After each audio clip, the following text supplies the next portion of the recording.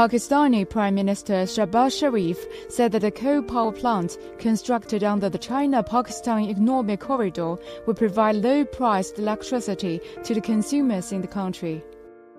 The Tar Coal Block 2nd power plant, located in the Thar Desert of Pakistan's South Sindh province, started commercial operations on Monday. Sharif said the power plant would not only help the country save billions of dollars, but also help the country get cleaner energy, as the power plant is using technology to minimize emissions.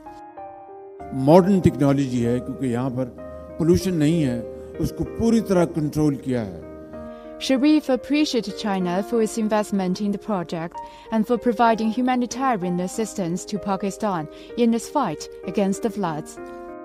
Under CPAC, investments in power projects based on coal is a great gift. These are investments, but great gift from China. We are very grateful to your leadership for all this wonderful support.